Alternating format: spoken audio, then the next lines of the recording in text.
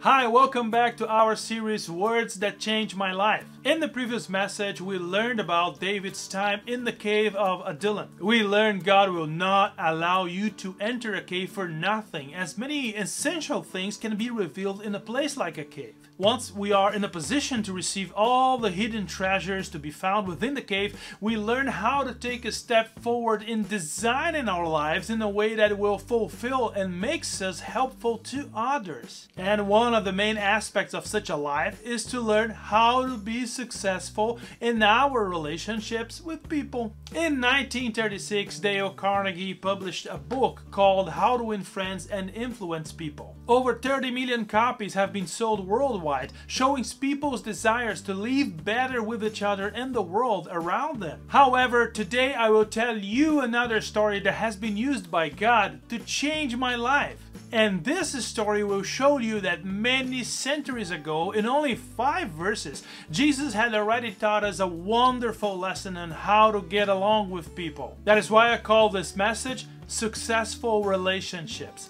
And this is the first of 4 messages based on this brief story about Jesus that we will read right now. Then Jesus' mother and brothers arrived. Standing outside, they sent someone in to call him. A crowd was sitting around him, and they told him, "Your mother and brothers are outside looking for you." "Who are my mother and my brothers?" he asked. Then he looked at those seated in a circle around him and said, "Here are my mother and my brothers. Whoever does God's will is my brother and sister and mother." In the gospel story that precedes this one, Jesus is accused by the scribes of being in league with the devil. Yeah, isn't that weird? The scribes were a group of influential people within Jewish religion. They were responsible for copying royal and sacred manuscripts. And they approached the crowd saying that Jesus was able to perform miracles and drive out demons from people because he was possessed by Beelzebub, the prince of demons himself. But Jesus didn't face criticism from just the scribes. In our story, we are told that even his family was causing him some trouble. Jesus' mother and brothers arrived at the house where he was teaching, stood outside, and sent word for him. They came to rescue Jesus from his own craziness, from this silly idea of being the Messiah of Israel. You know, this conversation was getting very serious, and they were worried about Jesus' life. Though they doubtless loved him, they wanted to persuade Jesus to cease his movement and spare himself. Well, little did they know what they were doing, right? Of course, we completely understand them. They were not yet fully aware of the relevance of Jesus' words and deeds, but it strikes me to see the firm perseverance of Jesus in the face of all discouragements. You see, none of these things moved him, neither the slanderous suggestions of his enemies nor the well-meant pleading of ignorant friends and family were powerful enough to turn Jesus from his course. He had set his life towards the cross and the crown. He knew his job. He knew what he had to do. Now, this story is simple. I know there is no pomp and circumstance here, no spiritual fireworks to attract our attention, no mysterious teaching from the depths of the religion. In this passage, Jesus does not cure or exorcise. He just says a few words. And therefore, for those who are interested in a flashy, action-packed New Testament reading, this text may not seem very attractive. However, Jesus is teaching people. He's helping us to understand how people should get along with people. Jesus here is making clear that people need God and people need people. Such teaching touches every one of us, as we are all people in search of better, healthy, and successful relationships. Now, interestingly, Jesus takes advantage of the concept of family to teach us about relationships. He brings up the truth that every one of us comes from a particular biological family, good or bad, pleasant or harsh, well-structured or dysfunctional, but family all the same. We are different from each other for many reasons. We were born in different times. We come from different places. We grew up in different social backgrounds. We have different dreams and goals in life, as well as different hopes and frustrations. However, at the most basic level, what we have in common is that all of us are people. And that is why Jesus' simple words are so unique. They speak about people to help people. Jesus takes his very own biological family to teach us about successful relationships with other people, who in turn will eventually become our family. Now, here's the thing. What is a family?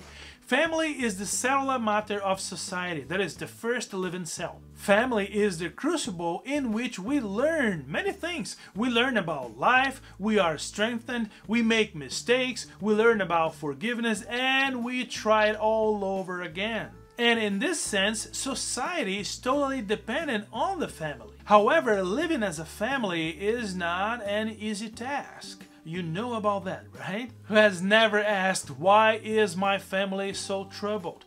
Somehow we all feel that our family is different from others because it is displaced, or formless, or dysfunctional, or even substandard. We all wish to live in a family with a good story. We want our family to be perfect and happy. But then we are faced with a completely different reality, and the result is frustration or disappointment or failure, and even a certain level of rejection. We realize that our family is more normal than perhaps we wish it to be. And Jesus also had a family of this sort, and it seems that his family was looking to conform to a standard social structure.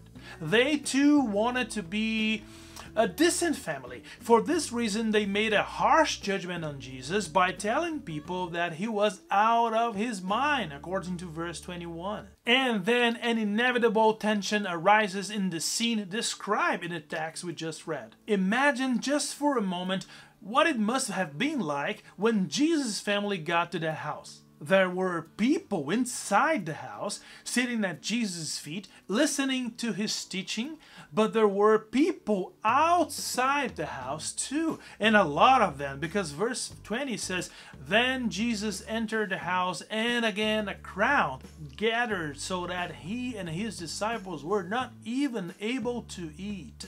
And some people outside the house were trying to catch some words of Jesus' teaching. Other people didn't have a clue what was happening or why the crowd was jammed around the house and stopped to find out the reason for the craziness. Suddenly, during all this confusion, Jesus' family arrives and sends a messenger inside. The Bible gives no details about this messenger, but for sure he or she was someone who was able to reach Jesus inside the house. And he went to Jesus to let him know that they, his true family, were outside, waiting to bring him back home. And in other words, Jesus' family was there to prevent him from doing what he was supposed to do. But there was a distance between Jesus and his biological family. Take a closer look at the story and you will see that Jesus was inside the house, surrounded by those who were giving way to his words in an environment of absolute peace and harmony. People were peaceful and comfortable at Jesus' feet. Despite all the confusion and noise outside the house, people inside were having a great time. They were listening to Jesus. They were learning from him. They were respecting and accepting his words. And Jesus was in a place where absolute peace reigned because he was inside the house. But not so with Jesus' family. No, they were outside the house, amidst confusion and every kind of uncertainty about what was happening inside. They were part of the crowd surrounded by doubts. Do you get the point? The gospel is telling us that outside the house is very different from inside. There was no protection from the heat of the sun, the wind, or the dust from the streets. It was tough to be outside. It was an uncomfortable place, insecure, confused, unhealthy.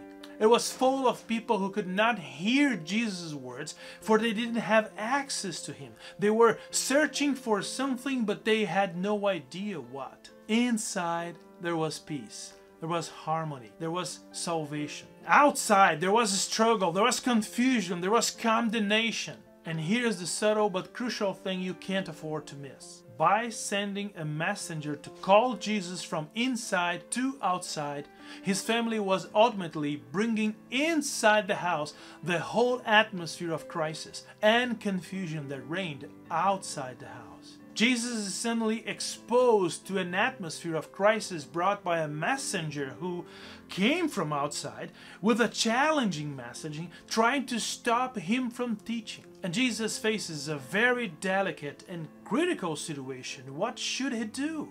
Interestingly, Jesus does not reject his family. No, he does not denounce the social institution called family, but he indeed introduces a new way to perceive it. He does not wish to depreciate the value of his blood family, but he is keen to show those who are around him the more excellent value of the family of God gathered around himself. The family of God is a critical aspect of the implementation of the kingdom on earth.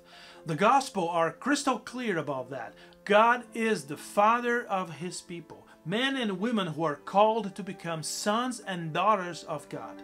God's fatherhood does not happen through natural birth, but through personal transformation. It happens through the Holy Spirit with the miracle of regeneration by faith in the Son of God. Belonging to Jesus' family means doing God's will, and consequently, doing God's will means being successful in relationships with people, since nobody is called to serve God in a one-person land. We serve God among people always. To improve and mature relationships, particularly with non-believers, is part of the life mission of a disciple of Jesus.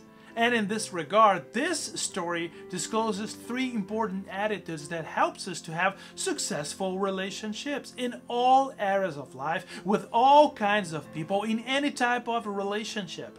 And these attitudes are courage, commitment, and respect. In the next 3 messages, I will be exploring further each one of these 3 attitudes. But why don't we stop here today? Perhaps the best thing to do now, after this brief introduction to this story, is to keep Jesus' straightforward words in mind. Whoever does God's will is my brother, my sister, and my mother. This will allow you time to reflect on what his simple words would have meant to all those people at his feet, and how powerful they are for you today in your journey towards successful relationships. These words of Jesus changed my life, and that is why I chose to share this story with you. There are 3 more messages containing Jesus' clues to show you how to get along with people, so stay tuned for the upcoming messages. And if you like this message, subscribe to our channel, because you will receive notifications of upcoming videos and won't miss any message in this series. Looking forward to seeing you again to think about the words that changed my life. All the best to you and your family. And don't forget, it is very, very important to be part of God's family. God bless you. Bye now.